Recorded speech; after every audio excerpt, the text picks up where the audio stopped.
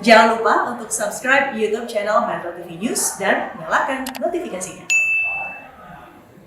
Pemirsa, di Stasiun Manggarai hari kemarin sudah diterapkan switch over kelima dan Reza, kita akan bahas apa saja pertimbangannya dan apa yang perlu menjadi catatan penting bagi Anda yang biasa menggunakan KRL karena ada beberapa perubahan rute KRL Jabodetabek. Yang pertama yang harus kita pahami adalah penerapan aturan switch over ini tentu memiliki tujuan baik bagi para pengguna KRL untuk masa depannya. Yang pertama, nantinya ini akan mengembangkan sistem DDT atau double track antara Manggarai Cikarang dan ini merupakan bagian dari proyek strategis nasional. Kemudian switch over kelima ini yang sudah pasti dilakukan di Stasiun Manggarai tentu bertujuan untuk meningkatkan keselamatan dan juga keamanan bagi para pengguna KRL yang bisa mencapai 200.000 per harinya sehingga tidak perlu lagi menyeberangi rel kereta api.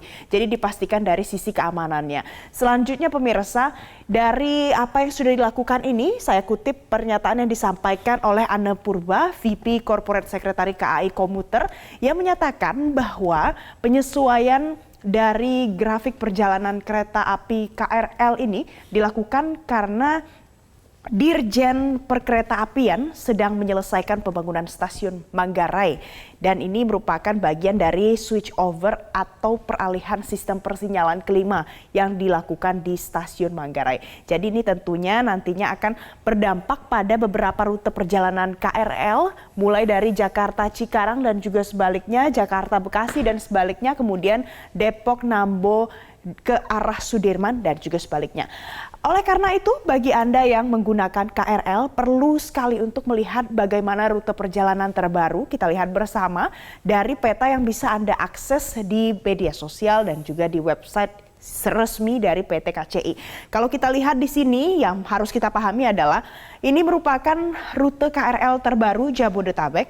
Jadi yang diperhatikan jika Anda berangkat dari arah Bekasi dan juga Cikarang, ini akan sedikit berbeda walaupun kalau kita memahami ada full rack loop ataupun half rack, ini sebenarnya adalah sama saja. Kalau dari arah Bekasi ke Cikarang, biasanya jika Anda hendak pergi ke arah Jakarta Kota, ini harus transit terlebih dahulu di Stasiun Manggarai. Sedangkan yang dari arah Depok, Bogor, dan juga Nambo, jika Anda ingin bergerak menuju ke arah Stasiun Tanah Abang, Sudirman, dan juga Karet, ini terpaksa harus transit di Stasiun Manggarai.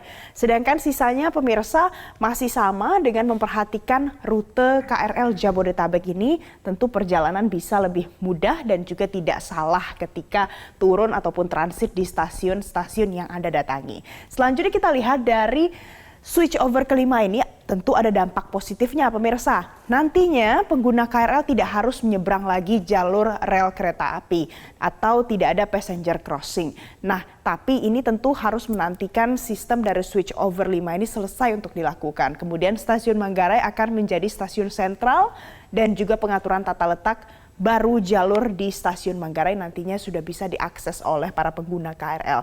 Namun tentu ada dampak negatif yang ternyata dirasakan oleh masyarakat pengguna KRL akhir-akhir ini. Pertama, ada penumpukan penumpang pada jam-jam tertentu di Stasiun Manggarai. Kemudian ada beberapa keterlambatan jadwal KRL, potensi terjadinya bottleneck dan juga penumpukan penumpang. Dan yang terakhir adalah letak platform yang cukup tinggi dan ini tentunya membutuhkan penyesuaian bagi para pengguna KRL khususnya bagi orang tua dan juga anak-anak. Nah pemirsa, itu tadi adalah beberapa catatan penting Reza yang perlu diperhatikan jika Anda menggunakan KRL setelah pemberlakuan switch over kelima di Manggarai.